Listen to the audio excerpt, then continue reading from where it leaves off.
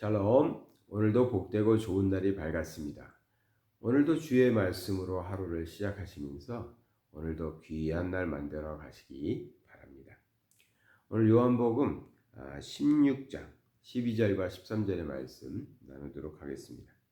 내가 아직도 너희에게 이를 것이 많으나 지금은 너희가 감당하지 못하리라.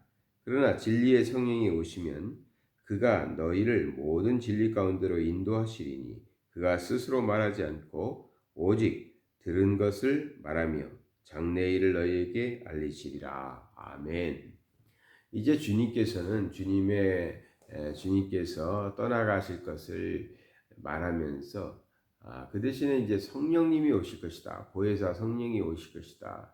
내가 가야 성령이 오신다. 그런 말씀을 하시죠. 7절에서도 또 거듭해서 그 얘기가 나옵니다. 그러나 내가 너희에게 실상을 말하노니 내가 떠나가는 것이 너희에게 유익이라. 내가 떠나가지 아니하면 보혜사가 너희에게로 오시지 아니할 것이요 가면 내가 그를 너희에게 보내리라. 그러니까 주님은 떠나가시지만 주님께서 보내신 보혜사 성령께서 우리에게 오신다는 것이죠. 그래서 이제 우리는 성령님이 우리를 인도하시고 우리와 함께 하시는 시대, 성령 시대에 살고 있는 것이죠.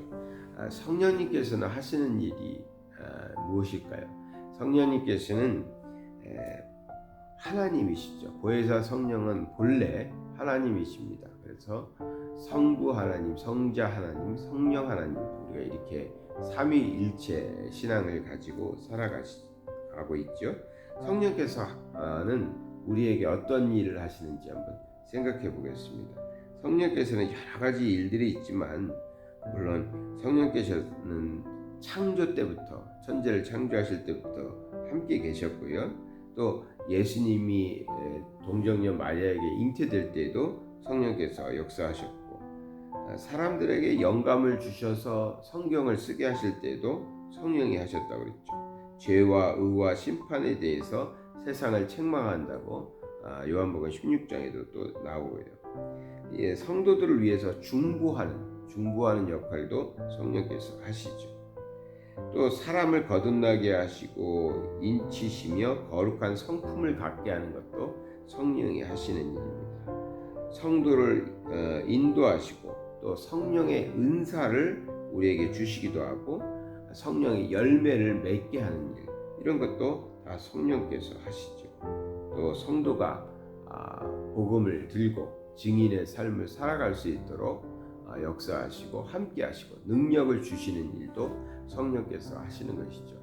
보면 성령이 하시는 일이 너무 많고 우리 사람들과 믿는 자들과의 관계에 있어서 너무 중요하죠.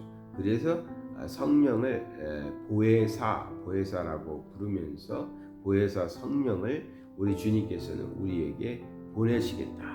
내가 가야 보혜사 성령이 너희에게 오고 보혜사 성령이 오면 너희들은 이러한 일들을 할 수 있다라고 말씀하시죠.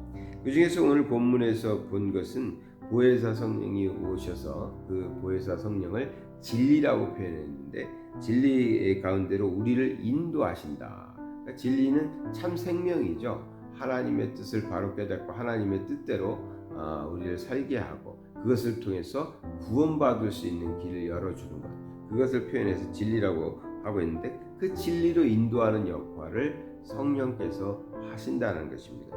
그러면서 여기서 이런 말씀을 하십니다. 그 성령께서 오셔서 우리에게 역사하시는데 13절에 보니까 후반절에 그가 스스로 말하지 않고 오직 들은 것을 말하며 장래 일을 너희에게 알리시리라 했어요. 그러니까 성령은 성령도 하나님이신데 성령께서 성령이 하시는 새로운 이야기를 하시는 것이 아니라 들은 것 우리가 이미 들은 것. 근데 이제 여기서 들었다는 건 뭐겠습니까? 이 제자들이 예수님께 들은 것입니다. 이 제자들이 3년 동안 예수님과 함께 하면서 예수님을 통해서 들었던 것, 그 들은 것들인데 이 제자들은 사실 그때까지는 예수님께서 이제 산상수훈도 하시고 여러 말씀을 제자들과 다니시면서 하셨지만 어떤 말씀은 이해가 가기도 하고 어떤 말씀은 도대체 무슨 말인지도 모르고 오늘 이 이야기를 하고 있을 때에도 제자들은 자기들끼리 그 뒷부분에 보면은 16절 뒷부분에 보면 수근덕거리면서 도대체 저 말씀이 무슨 뜻이냐 이러고 있거든요. 그러니까 이해를 못하는 얘기들도 많았고 또 살아가면서 그 이야기들을 다 잊어먹기도 하죠. 우리도 하나님의 말씀을 성경책을 열심히 읽지만 다 기억하고 말씀대로 살아요? 그렇지 않잖아요. 다 잊어먹기도 하고 이해가 안 가기도 하고 아이들은 많이 물어봐요. 성경 읽으라니까 뭐 어떻게 보면 억지로 읽지만 이해도 안 가요. 안 가는데 계속 읽으라니까 읽어요. 읽긴 하는데 이해를 못하는 부분들도 있죠. 제자들도 그랬다는 거죠. 주님께서 하신 말씀이 있지만 그 말씀을 다 기억하고 이해할 수는 없었거든요. 그런데 주님께서 뭐라고 그랬냐면 보혜사 성령이 오시면 그 보혜사는 진리 가운데 있는데 우리를 진리 가운데로 인도하기 위해서 무엇을 하신다? 그가 스스로 말하지 않고 오직 들은 것을 말한다.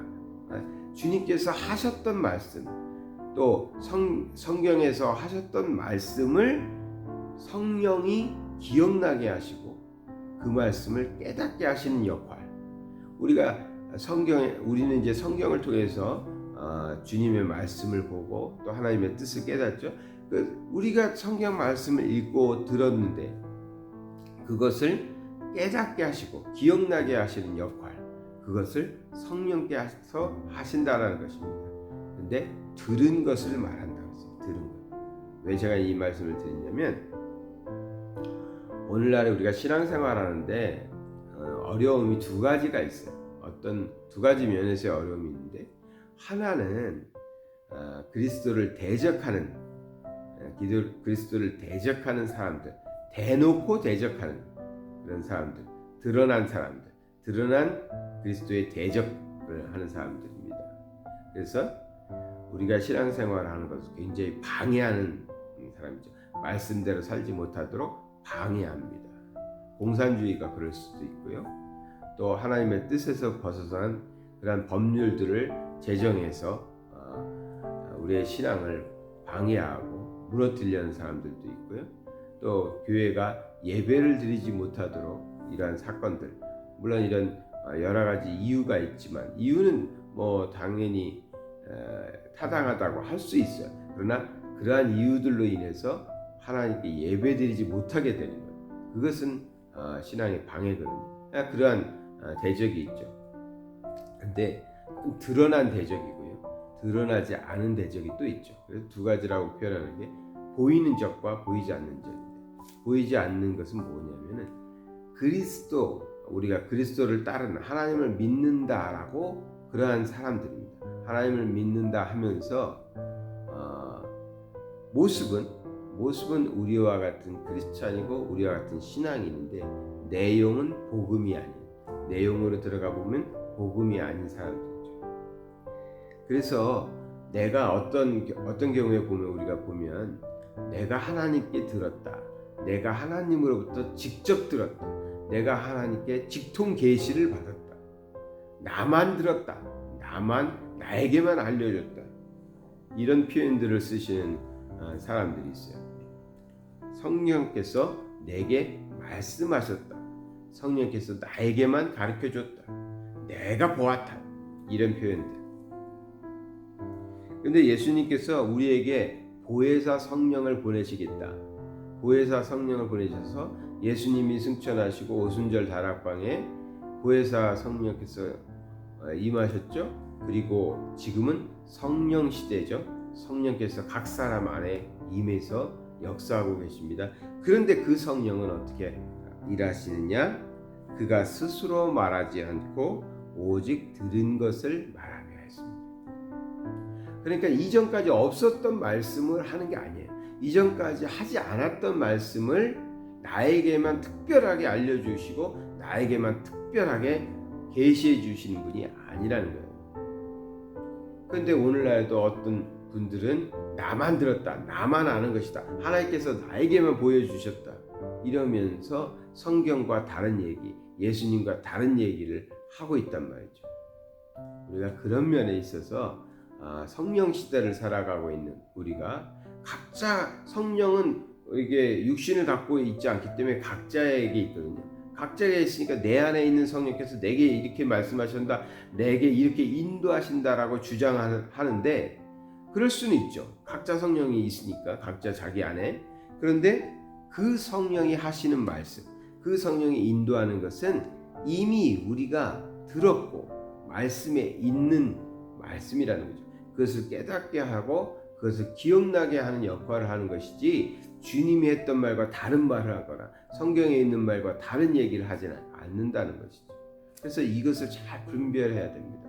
우리에게 보이는 적도 있지만 보이지 않는 양의 탈을 쓰고 오는 적도 있기 때문에 그렇습니다. 오늘날 보면 전혀 하나님의 말씀이 아닌데 하나님의 말씀인 양 자기가 들었기 때문에 자기에게 하나님께서 직통 계시를 내렸기 때문에 이런 분들도 있어서 사람들도 있어서 참 조심스러운 시대입니다. 그래서 우리는 어떻게 해야 되겠습니까?